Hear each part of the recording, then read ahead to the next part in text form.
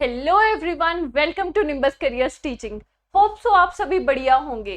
तो आज हम डिस्कस करेंगे DSSB PGT मैथ्स के PYQ के question from the year 2025। Okay, so आज हम 2025 वाले जो क्वेश्चंस हैं उन्हें डिस्कस करेंगे। तो स्टार्ट करते हैं अपनी वीडियो को। तो पहला क्वेश्चन आपकी स्क्रीन पर ये रहा, रीड कीजिएगा। Which of the following is true for the logarithmic function f of x is equal to log nx। ठीक है, तो आपको बताना है लॉगरिदमिक फंक्शन के लिए कौन सी प्रॉपर्टी ट्रू है। ठीक है, लॉगरिदमिक फंक्शन बहुत ही अच्छा फंक्शन है, पहले इसके बारे में थोड़ा सा हम जान लेते हैं। ठीक है, log x इस तरह का ये दिखता है, इसका बेस a। ठीक है, इसकी प्रॉपर्टी क्या होती है कि जो x की वैल्यू होती है वो हमेशा इधर ग्रेटर देन 0 होती है। ठीक है, उसके बाद जो a की वैल्यू होती है वो भी ग्रेटर देन 0 होती है और a कभी 1 नहीं होता। ठीक है, पहली बात तो ये है। दूसरी बात क्या है यहाँ पे कि जो log a x टाइप का फंक्शन है, अगर तो a ग्रेटर देन 1 है तो ये किस तरह का दिखता है, स्ट्रिक्टली इंक्रीजिंग एंड 1 1। ठीक है, इसको नोट करते जाओ। ठीक है, और अगर a की वैल्यू 0 से 1 में लाया करती है तो ये फंक्शन किस तरह का दिखता है, strictly decreasing. Okay, strictly decreasing and again 1 1 तो ये होता ही है। ठीक है, 1 1 तो ये होता ही है। इसको नोट डाउन कर लो और ऑप्शन देखो कौन सी सही आएगी, चेक करो कौन सी ऑप्शन सही आएगी।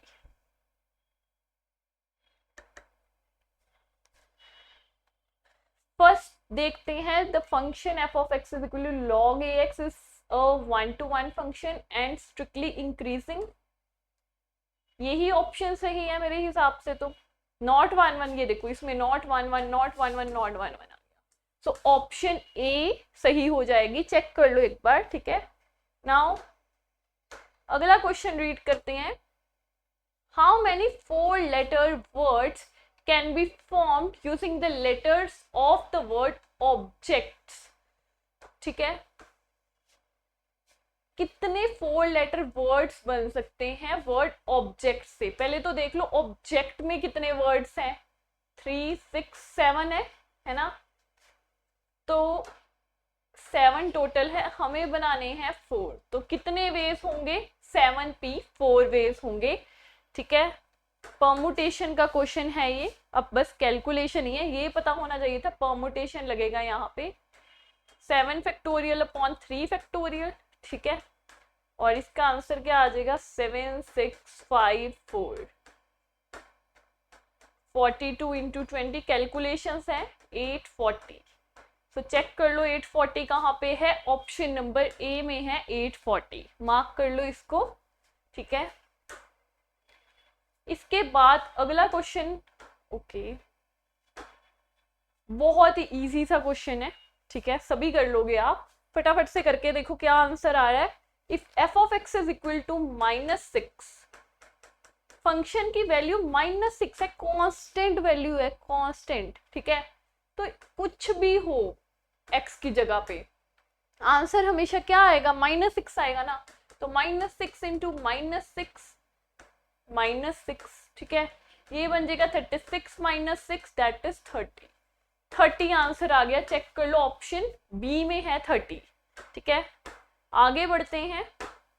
Late a is equal to, जो a सेट है आपका, ठीक है, उसमें जो x है वो इंटीजर सेट से वैल्यू ले रहा है और x की वैल्यू जो है लाई किस में कर रही है, -3 से 4 में। और उसके बाद b सेट है, वहां पे x नेचुरल्स में नेचुरल से वैल्यू ले रहा है, ये n नेचुरल को है और z फॉर इंटीजर है यहाँ पे। ओके, सो x यहाँ पे लेस देन इक्वल टू 5 है। अब चेक करो a सबसेट है b का, a सबसेट कैसे हो सकता है, a सबसेट हो ही नहीं सकता। y, अब आपको ma'am x less than equal to 5 में -3 तो आता है, बट ये ध्यान से देख लेना कि x नेचुरल को ही बिलोंग करता है, तो ये सेट में 1 2 3 4 5 ही आएगा बस, ठीक है। ये कंडीशंस जरूर चेक कर लेना। उसके बाद x इंटीजर्स में बिलोंग करता है, -3 से 4 में कौन कौन सी इंटीजर वैल्यू आएंगी, -2 -1 0 1 2 3, ठीक है, ये आ गई। अब मेरे को चेक करके बताओ कौन सी ऑप्शन सेटिस्फाई हो रही है, ए सबसेट है बी का, नहीं है, बी सबसेट है ए का, नहीं है, ए इंटरसेक्शन बी में 1 2 3 है, हाँ ये बात सही है। देखो 1 2 3 इधर भी है, 1 2 3 इधर भी है, तो ऑप्शन कौन सी सही आ जाएगी, ऑप्शन सी सही आ जाएगी बच्चों, that is A intersection B equals 1 2 3। Okay, A B के इक्वल तो बिल्कुल ही नहीं है, ठीक है।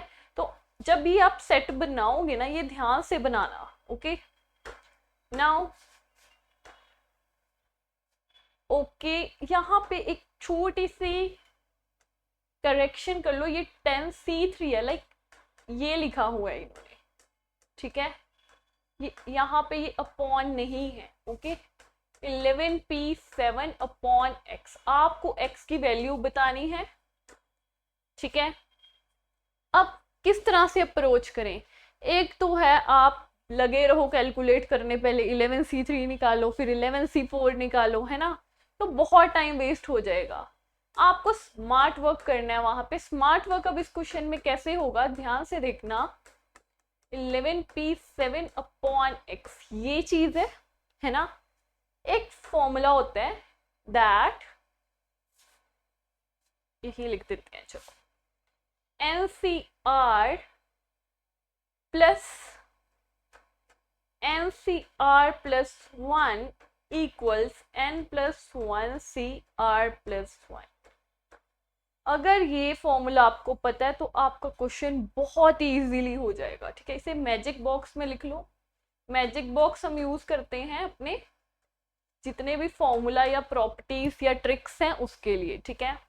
इसको मैजिक बॉक्स में लिख लो फटाफट से, और इसके बाद अब क्वेश्चन को अप्रोच करो। 11C4 आ गया, 11p7 क्या बन जाएगा, 11c7 into 7 factorial upon x। Check कर लो यहाँ तक कोई दिक्कत।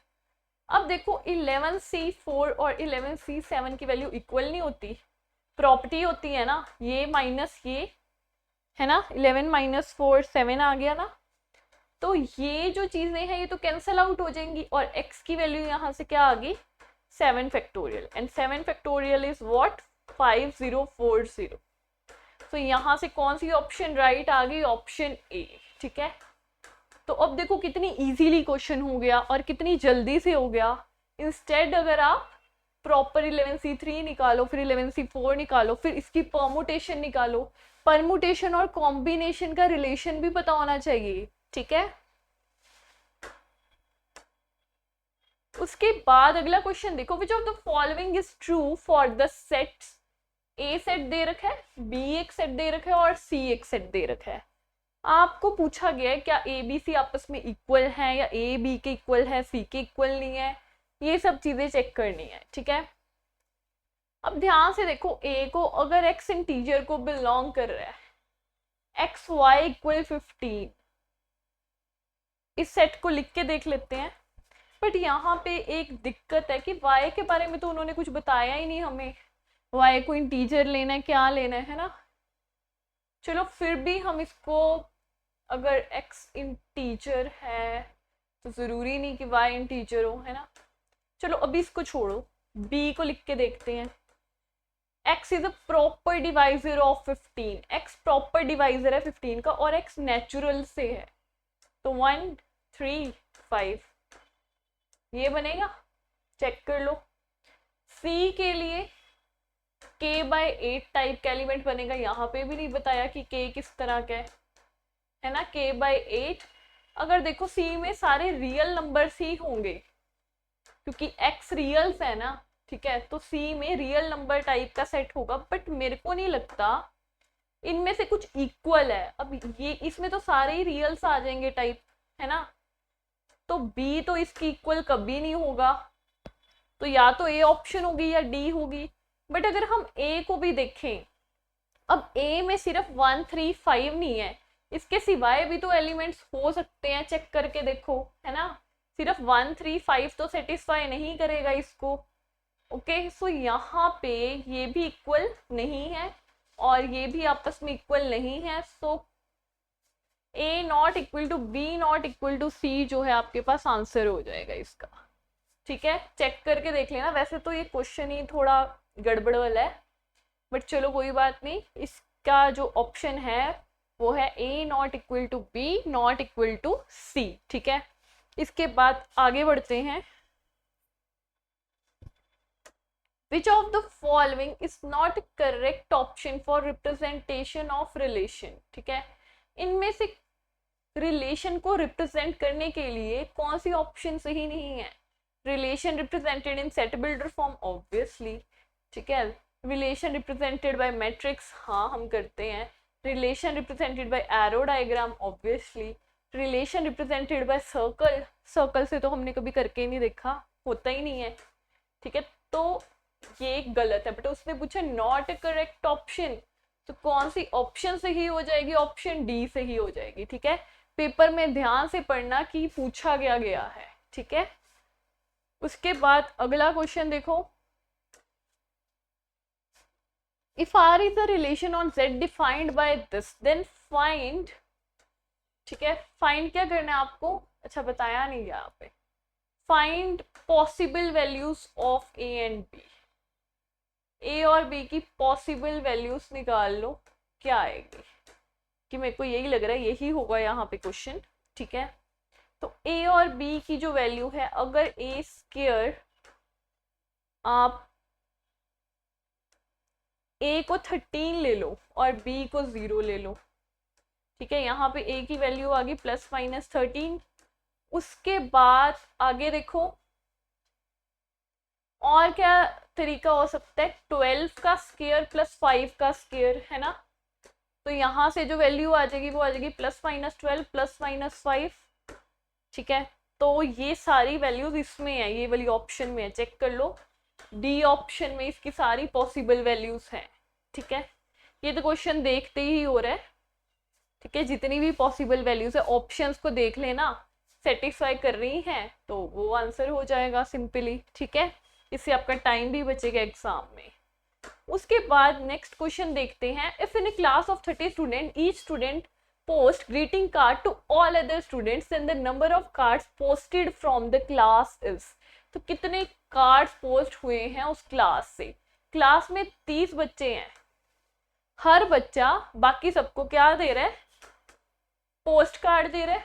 ठीक है, अब वो खुद को तो नहीं देगा, ऑब्वियस ही बात है ना, खुद को थोड़ी लेटर देगा वो। तो यहाँ पे 29 आ गया, बस इतने वेज हो गए। बहुत ही सिंपल सा क्वेश्चन था ये तो। ठीक है, तो कर लो इसको, क्या आएगा आंसर? 900 - 30। ठीक है, 870 आंसर आ जाएगा इसका, आई गेस। चेक कर लेना एक बार कैलकुलेशंस भी। ठीक है, 870 आंसर आ जाएगा। उसके बाद अगला क्वेश्चन देखते हैं। n square less than 2 power n is the statement proved using the PMI, principle of mathematical induction. Then P of n would be true for which value of the n? n की कुछ सारी values लिख दी गई हैं। ऐसे करो, n1 पे check करके बताओ क्या आंसर आ रहा है। फटाफट से n1 पे चेक करो। 1 2 सही है ये तो। 2 पे चेक करो एक बार, 2 पे क्या आंसर आ रहा है? 4 नहीं, 4 लेस देन 4 नहीं हो सकता, है ना। उसके बाद 3 पे चेक करके बताओ। 9 लेस देन 8, गलत। 4 पे चेक कर दो। 16 लेस देन 16, गलत। 5 पे चेक कर लो एक बार, क्योंकि वहां पे 5 भी नंबर लिखा हुआ है ना एक। 25 लेस देन 32, ओके ये सही है ना। तो n5 पे सही है। तो अब हम ऑप्शंस चेक कर लेते हैं कि ऑप्शंस क्या रही हैं, है ना। तो ऑप्शंस क्या कह रही हैं? n greater than equal to 5, वो तो हमने चेक ही नहीं किया। n greater than 1 पे तो सेटिस्फाई कर रही है, बट 2 पे तो कर ही नहीं रही है, तो ये तो हो नहीं सकती। N greater than equal to 4, 4 पे भी नहीं कर रही है। N greater than equal to 2, देखो N greater than equal to 2 नहीं कर रही है, 4 पे नहीं कर रही है, 2 पे भी नहीं कर रही है ना। तो आंसर क्या आ गया, एक ही ऑप्शन बची है, that is N greater than equal to 5। 5 पे तो कर रही है तो उससे ज्यादा वाले पे भी तो करेगी, एक ही ऑप्शन बची है तो उसको ही सही कर दो। अब सारी थोड़ी चेक करेंगे एग्जाम्स में। अगला देखते हैं। Okay, find the number of elements in the set A union B. A union B में कितने एलिमेंट्स हैं? बहुत इजी क्वेश्चन, सिंपल सा क्वेश्चन है, देखो plus N B minus N intersection A intersection B. Formula पता होना चाहिए था बस, 10 + 4 - 5। ठीक है, 9 आ गया, आंसर चेक कर लो एक बार, 9 आंसर आ जाएगा। ठीक है, अगला क्वेश्चन देखो। If NCR equals 30, okay, NPR equals 720। इस क्वेश्चन के लिए आपको पता है क्या पता होना चाहिए था, इनका रिलेशन। बस NCR और NPR पहले तो लिख लेते हैं ना। NCR 30 है, NPR 720 है। ठीक है, तो ये होता है आपके पास NPR is equal to NCR into R factorial, यही होता है। NPR क्या है आपके पास 720, 720 NCR 30 into R factorial, 720/30 calculation है, फटाफट से हाथ चलाओ। ठीक है, 3 2 = 6, 3 4 = 12। किसका फैक्टोरियल 24 होता है, हम सबको पता है, R4 का फैक्टोरियल 24 होता है, तो R4 है ऑप्शन सी में। ओके, कैलकुलेशंस थी, देख लेना एक बार इसको। ठीक है, नथिंग एल्स। अगला क्वेश्चन देखते हैं। Which one of the following is the last step in mathematical induction method. Okay, इनमें से कौन सा ऐसा है जो लास्ट स्टेप होता है मैथमेटिकल इंडक्शन का। Is true for n equals के, ये तो मिडिल स्टेप होता है एक तरह से। Is true for all values, yes, ये तो फर्स्ट स्टेप हो गया। The statement is true for n equals 1। फिर हम एज्यूम कर लेते हैं कि n इक्वल्स k के लिए ट्रू है, फिर उसके बाद हम प्रूव करते हैं कि ट्रू n इक्वल्स k + 1 के लिए, और अगर k + 1 के लिए ट्रू हो जाए तो हम क्या कहते हैं, it is true for all values. तो लास्ट स्टेप तो यही बनता है यहाँ पे, that it is true for all values. ठीक है, सो कंसेप्चुअल क्वेश्चन था ये। ओके, सो आज का सेशन हम यहीं पे एंड करते हैं अपना। ठीक है, हमने आज जो है PYQ डिस्कस किए 2025 ईयर से। अपनी अगली वीडियोस में भी हम 2025 ईयर के सारे PYQs को डिस्कस कर लेंगे। और अगर आप भी हमारे साथ जुड़ना चाहते हैं तो डाउनलोड कीजिएगा निम्बस करियर्स ऐप को, या फिर हमारे दिए गए कॉन्टैक्ट पे भी कॉल कर सकते हैं। Thank you so much.